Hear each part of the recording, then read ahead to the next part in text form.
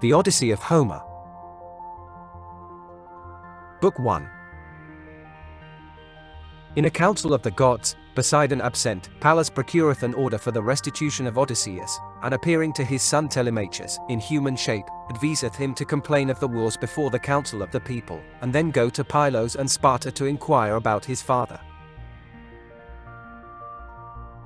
Tell me, Muse, of that man, so ready at need, who wandered far and wide, after he had sacked the sacred citadel of Troy, and many were the men whose towns he saw, and whose mind he learnt, yea, and many the woes he suffered in his heart upon the deep, striving to win his own life and the return of his company. Nay, but even so he saved not his company, though he desired it sore. For through the blindness of their own hearts they perished, fools, who devoured the oxen of Ilios Hyperion, but the god took from them their day of returning. Of these things, goddess, daughter of Zeus, whensoever thou hast heard thereof, declare thou even unto us. Now all the rest, as many as fled from sheer destruction, were at home, and had escaped both war and sea, but Odysseus only, craving for his wife and for his homeward path, the lady nymph Calypso held, that fair goddess, in her hollow caves, longing to have him for her lord. But when now the year had come in the courses of the seasons, wherein the gods had ordained that he should return home to Ithaca, not even there was he quit of labors, not even among his own, but all the gods had pity on him save Poseidon, who raged continually against godlike Odysseus, till he came to his own country. Howbeit Poseidon had now departed for the distant Ethiopians, the Ethiopians that are sundered in twain, the uttermost of men, abiding some where Hyperion sinks and some where he rises. There he looked to receive his hecatomb of bulls and rams, there he made merry sitting at the feast, but the other gods were gathered in the halls of Olympian Zeus. Then among them the father of gods and men began to speak, for he bethought him in his heart of noble Aegisthus, whom the son of Agamemnon, far-famed Orestes, slew. Thinking upon him he spake out among the immortals. Lo you now, how vainly mortal men do blame the gods. For of us they say comes evil, whereas they even of themselves, through the blindness of their own hearts, have sorrows beyond that which is ordained. Even as of late Aegisthus, beyond that which was ordained, took to him the wedded wife of the son of Atreus, and killed her lord on his return, and that with sheer doom before his eyes, since we had warned him by the embassy of Hermes the keen-sighted, the slayer of Argos, that he should neither kill the man, nor woo his wife. For the son of Atreus shall be avenged at the hand of Orestes, so soon as he shall come to man's estate and long for his own country. So spake Hermes, yet he prevailed not on the heart of Aegisthus, for all his goodwill, but now hath he paid one price for all. And the goddess, grey-eyed Athene, answered him, saying, O father, our father Cronides, throned in the highest, that man assuredly lies in a death that is his due, so perish likewise all who work such deeds. But my heart is rent for wise Odysseus, that hapless one, who far from his friends this long while suffereth affliction in a sea-girt isle, where is the navel of the sea, a woodland isle, and therein a goddess at her habitation, the daughter of the wizard Atlas, who knows the depths of every sea, and himself upholds the tall pillars which keep earth and sky asunder.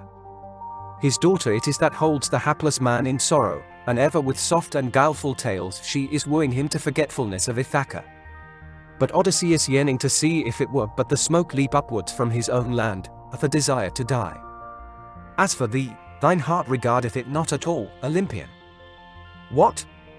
Did not Odysseus by the ships of the Argives make thee free offering of sacrifice in the wide Trojan land? Wherefore wast thou then so wroth with him, O Zeus? And Zeus the cloud-gatherer answered her, and said, My child, what would have escaped the door of thy lips? Yea, how should I forget divine Odysseus, who in understanding is beyond mortals and beyond all men hath done sacrifice to the deathless gods, who keep the wide heaven? Nay, but it is Poseidon, the girdler of the earth, that hath been wroth continually with quenchless anger for the Cyclops' sake whom he blinded of his eye, even godlike Polyphemus whose power is mightiest amongst all the Cyclopes.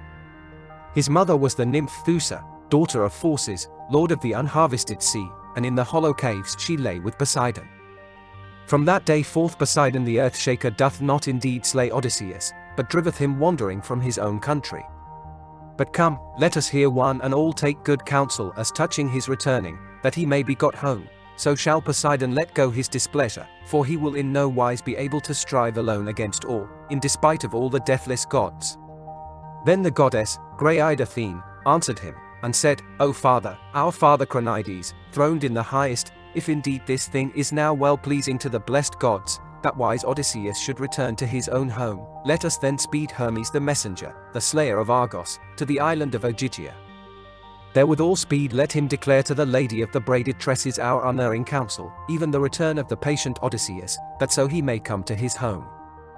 But as for me, I will go to Ithaca that I may rouse his son yet the more, planting might in his heart, to call an assembly of the long-haired Achaeans and speak out to all the wolves who slaughter continually the sheep of his thronging flocks, and his kine with trailing feet and shambling gait. And I will guide him to Sparta and to sandy Pylos to seek tidings of his dear father's return, if peradventure he may hear thereof, and that so he may be had in good report among men.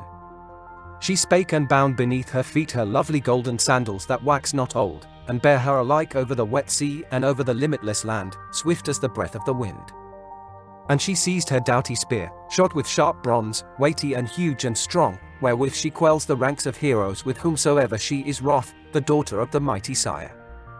Then from the heights of Olympus she came glancing down, and she stood in the land of Ithaca, at the entry of the gate of Odysseus, on the threshold of the courtyard, holding in her hand the spear of bronze, in the semblance of a stranger, Mentes the captain of the Taphians. And there she found the lordly wooers. Now they were taking their pleasure at draughts in front of the doors, sitting on hides of oxen, which themselves had slain. And of the henchmen and the ready squires, some were mixing for them wine and water in bowls, and some again were washing the tables with porous sponges and were setting them forth, and others were carving flesh in plenty. And godlike Telemachus was far the first to descry her, for he was sitting with a heavy heart among the wooers, dreaming on his good father, if haply he might come somewhence, and make a scattering of the wooers there throughout the palace, and himself get honor and bear rule among his own possessions.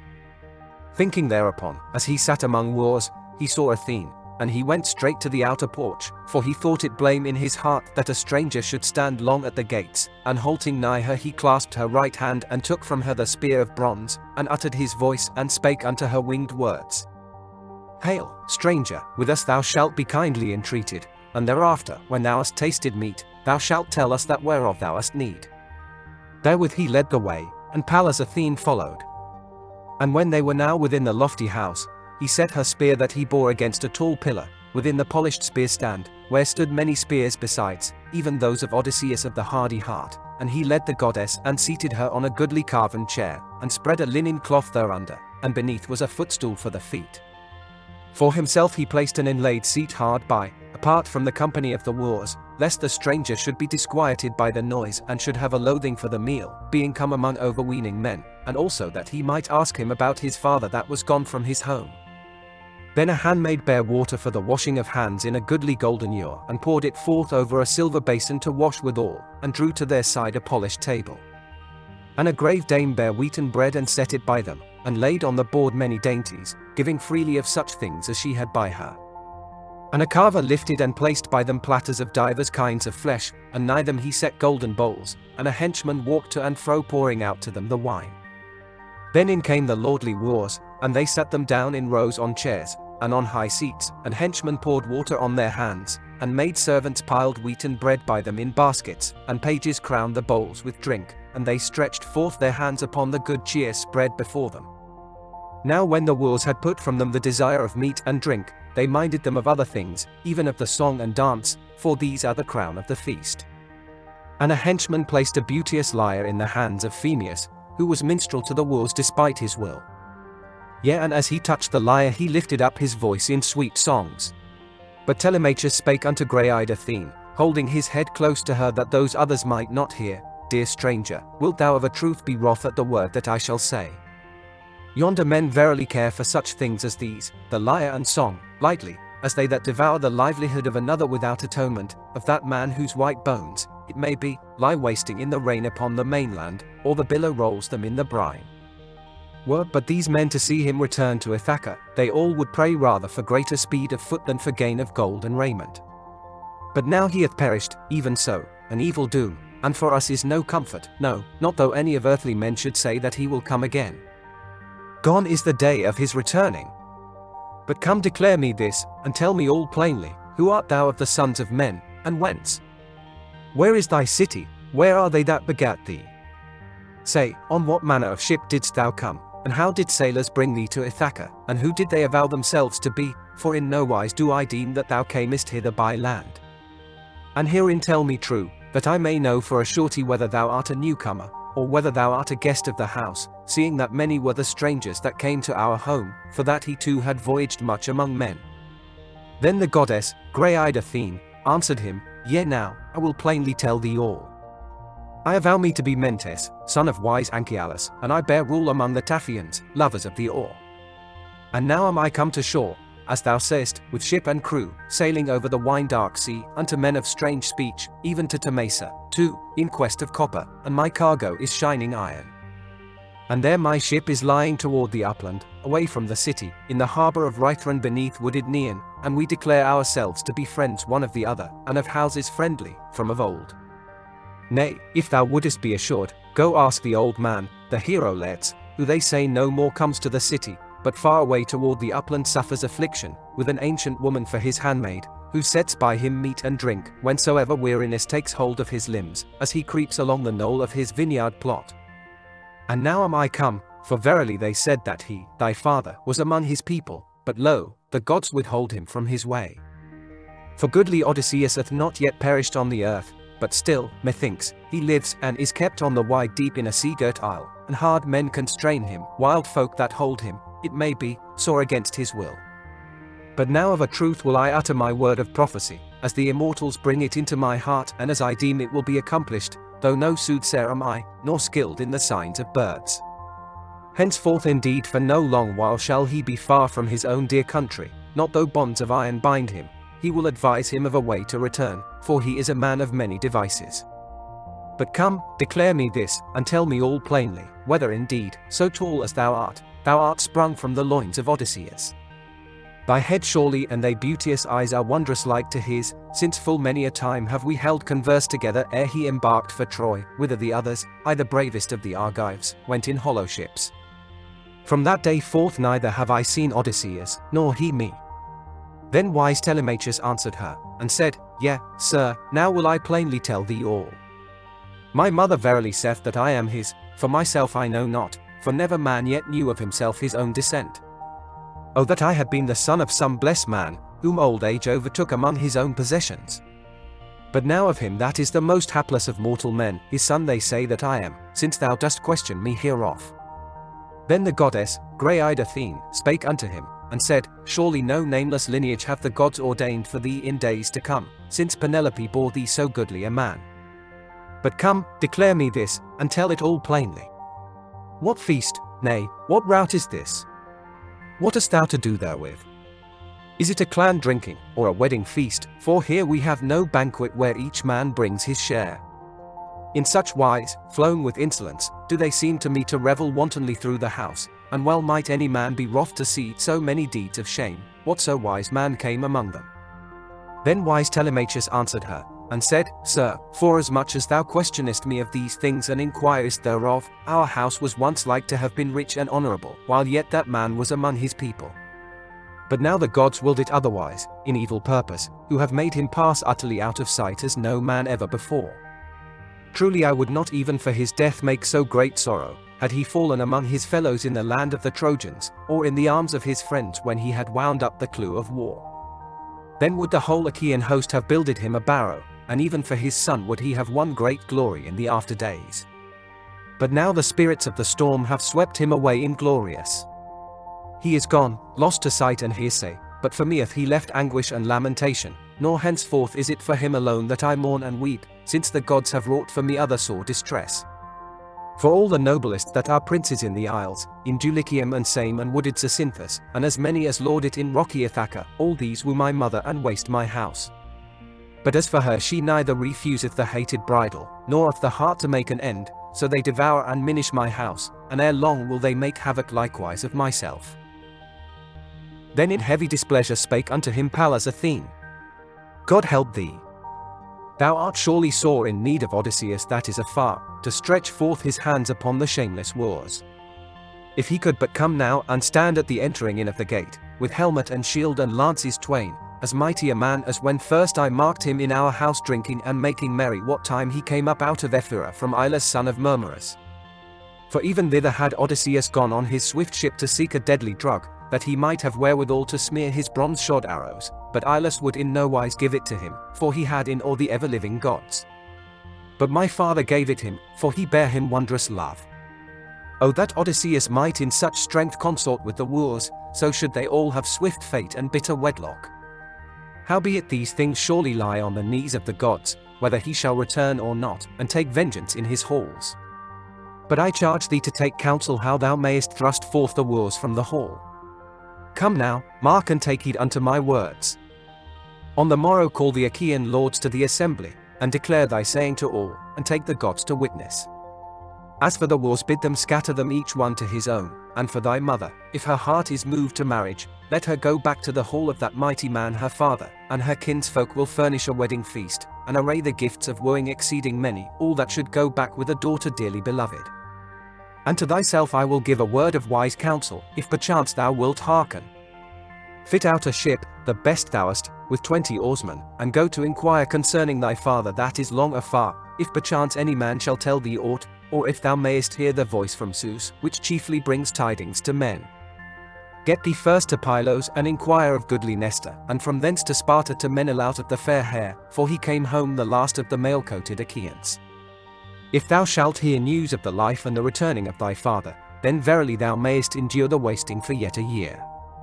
But if thou shalt hear that he is dead and gone, return then to thine own dear country and pile his mound, and over it pay burial rites, full many as is due, and give thy mother to a husband. But when thou hast done this and made an end, thereafter take counsel in thy mind and heart, how thou mayest slay the wooers in thy halls, whether by guile or openly, for thou shouldest not carry childish thoughts, being no longer of years thereto. Or hast thou not heard what renown the goodly Orestes gat him among all men in that he slew the slayer of his father, guileful Aegisthus, who killed his famous sire? And thou, too, my friend, for I see that thou art very comely and tall, be valiant, that even men unborn may praise thee. But I will now go down to the swift ship and to my men, who methinks chafe much at tarrying for me, and do thou thyself take heed and give ear unto my words. Then wise Telemachus answered her, saying, Sir, verily thou speakest these things out of a friendly heart, as a father to his son, and never will I forget them. But now I pray thee abide here, though eager to be gone, to the end that after thou hast bathed and had all thy heart's desire, thou mayest wend to the ship joyful in spirit, with a costly gift and very goodly, to be an heirloom of my giving, such as dear friends give to friends. Then the goddess, grey-eyed Athene, answered him, Hold me now no longer, that am eager for the way. But whatsoever gift thine heart shall bid thee give me, when I am on my way back let it be mine to carry home, bear from thy stores a gift right goodly, and it shall bring thee the worth thereof in return. So spake she and departed, the grey-eyed Athene, and like an eagle of the sea she flew away, but in his spirit she planted might and courage, and put him in mind of his father yet more than heretofore. And he marked the thing and was amazed, for he deemed that it was a god, and anon he went among the wooers, a godlike man. Now the renowned minstrel was singing to the wooers, and they sat listening in silence, and his song was of the pitiful return of the Achaeans, that Pallas Athene laid on them as they came forth from Troy. And from her upper chamber the daughter of Icarius, wise Penelope, caught the glorious strain, and she went down the high stairs from her chamber, not alone, for 2 of her handmaids bare her company.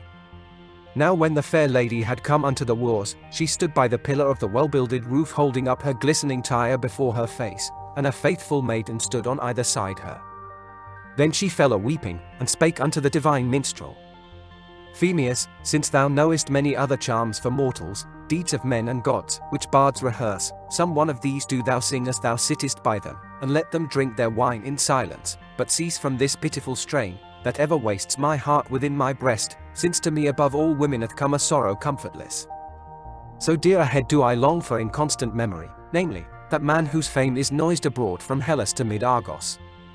Then wise Telemachus answered her, and said, O my mother, why then dost thou grudge the sweet minstrel to gladden us as his spirit moves him? It is not minstrels who are in fault, but Zeus, methinks, is in fault, who gives to men, that live by bread, to each one as he will. As for him it is no blame if he sings the ill-faring of the Danaans, for men always prize that song the most, which rings newest in their ears. But let thy heart and mind endure to listen, for not Odysseus only lost in Troy the day of his returning, but many another likewise perished. Howbeit go to thy chamber, and mind thine own housewiferys, the loom and distaff, and bid thy handmaids ply their tasks. But speech shall be for men, for all, but for me in chief, for mine is the lordship in the house. Then in amaze she went back to her chamber, for she laid up the wise saying of her son in her heart.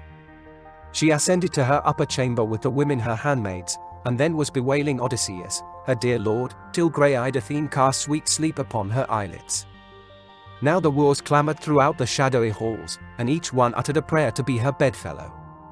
And wise Telemachus first spake among them. Was of my mother, men despiteful out of measure, let us feast now and make merry, and let there be no brawling, for, lo, it is a good thing to list to a minstrel such as him, like to the gods in voice. But in the morning let us all go to the assembly and sit us down, that I may declare my saying outright, to wit that ye leave these halls, and busy yourselves with other feasts, eating your own substance, going in turn from house to house. But if ye deem this a likelier and a better thing, that one man's goods should perish without atonement, then waste ye as ye will, and I will call upon the everlasting gods, if haply Zeus may grant that acts of recompense be made, so should ye hereafter perish within the halls without atonement. So spake he, and all that heard him bit their lips and marvelled at Telemachus, in that he spake boldly. Then Antinous, son of Eupeithes, answered him, Telemachus, in very truth the gods themselves instruct thee to be proud of speech and boldly to harangue. Never may Cronion make thee king in sea-girt Ithaca, which thing is of inheritance thy right. Then wise Telemachus answered him, and said, Antinous, wilt thou indeed be wroth at the word that I shall say?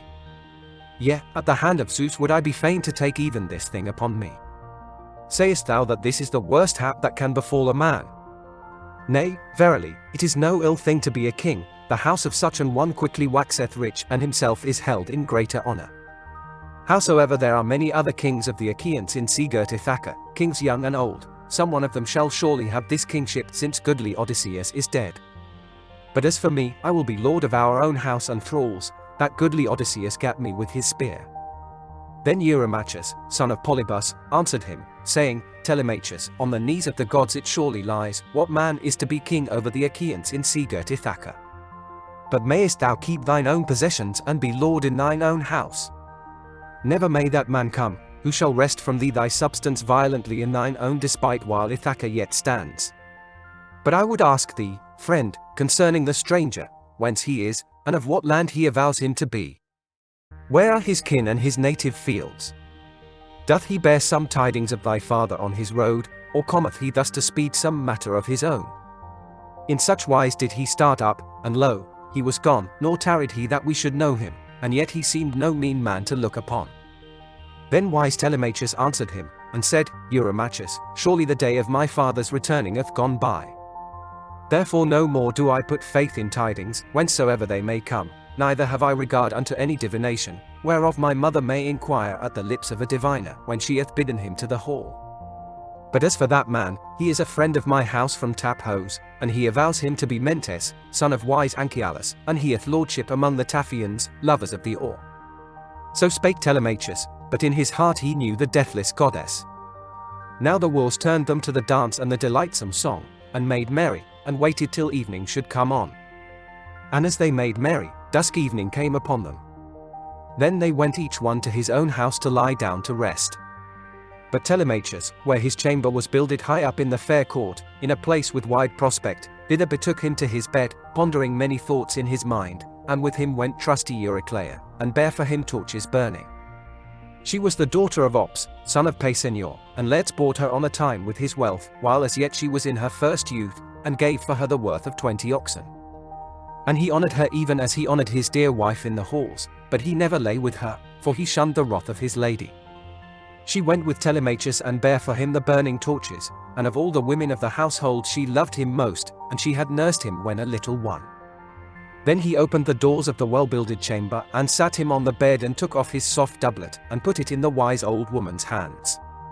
So she folded the doublet and smoothed it, and hung it on a pin by the jointed bedstead, and went forth on her way from the room, and pulled to the door with the silver handle, and drew home the bar with the thong. There, all night through, wrapped in a fleece of wool, he meditated in his heart upon the journey that Athene had showed him. Thank you for watching. Please like this video and subscribe to the Classic Masterworks channel. We would really appreciate it. We hope to see you for more of Homer's Odyssey in the future.